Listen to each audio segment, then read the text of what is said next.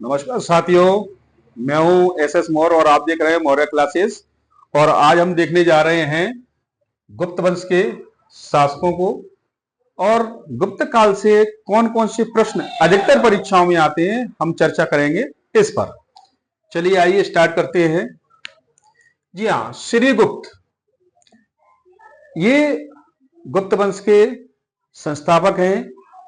श्रीगुप्त, ये कई बार परीक्षा में पूछा जाता है कि गुप्त वंश के संस्थापक कौन हैं, या क्रम पूछा जाता है तो सबसे पहले क्रम में श्रीगुप्त आते हैं। चलिए, इनका शासनकाल था 275 से 300 ईस्वी। इसके बाद आते हैं घटोत्कच। जी हाँ, घटोत्कच, इनका शासनकाल 300 से 319 ईस्वी। ये जो शासनकाल का टाइमिंग है ना, ये कई बार परीक्षाओं में आती है कि इसका क्रम क्या है, इसकी टाइमिंग क्या है, तो इसको भी विशेष ध्यान रखना है। आगे चलते हैं चंद्रगुप्त प्रथम। जी हाँ, चंद्रगुप्त प्रथम से अधिकतर क्वेश्चन आना शुरू होते हैं। 19 ईस्वी से 324 ईस्वी, प्रथम स्वतंत्र शासक। जी हाँ, तो यहां से अधिकतर शुरुआत इसकी मानी जाती है स्वतंत्र शासक के रूप में। चलिए, इसके बाद कांच 324 ईस्वी, समुद्रगुप्त 325 से 375 ईस्वी।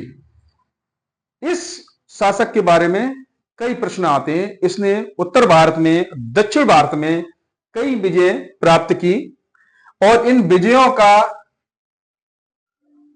जो जानकारी, इन विजयों के बारे में, इनका जो विस्तार किस प्रकार है, वो हमें जानकारी मिलती है प्रयाग प्रशस्ति से। जी हाँ, ये प्रशस्ति प्रयागराज में लगी हुई है और ये इनके राज्य कवि हरिशेन, जी हाँ, इसका विशेष ध्यान रखें, हरिशेन द्वारा ये प्रयाग प्रशस्ति लिखी गई थी और ये कहां पर है? प्रयागराज में, यानी कि इलाहाबाद में। चलिए, अगला क्वेश्चन यहां से क्या आता है कि भारत का नेपोलियन किसे कहा जाता है? तो ये समुद्रगुप्त को ही भारत का नेपोलियन कहा जाता है। चलिए आगे चलते हैं। रामगुप्त, इसका शासनकाल 375 से 380 ईस्वी।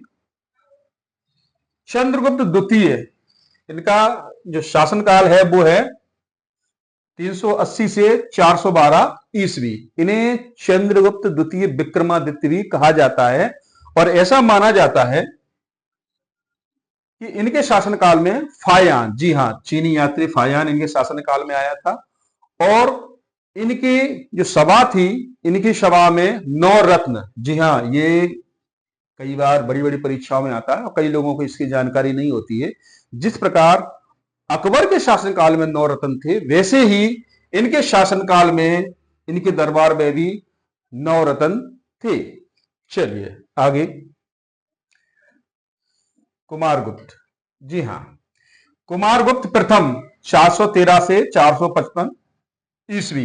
इन्होंने क्या किया? महत्वपूर्ण घटना कई बार परीक्षा में आती है। इन्होंने नालंदा विश्वविद्यालय की स्थापना इनके शासनकाल में हुई। ये महत्वपूर्ण क्वेश्चन यहां से बनता है और ध्यान रखें, ये जब भी परीक्षा में आए तो कुमारगुप्त प्रथम, क्योंकि इस शासनकाल में कुमारगुप्त द्वितीय भी है और कुमारगुप्त तृतीय भी है, इसलिए प्रथम का विशेष ध्यान रखें। चलिए आगे चलते हैं।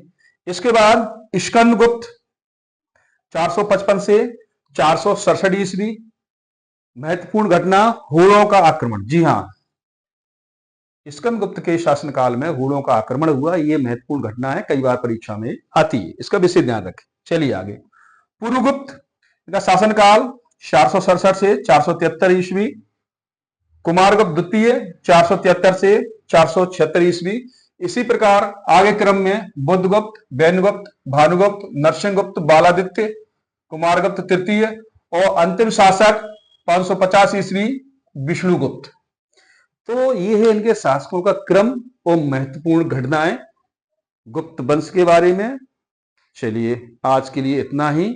आपको वीडियो अच्छा लगा हो तो लाइक करें, शेयर करें, कमेंट करें, सब्सक्राइब करें। धन्यवाद।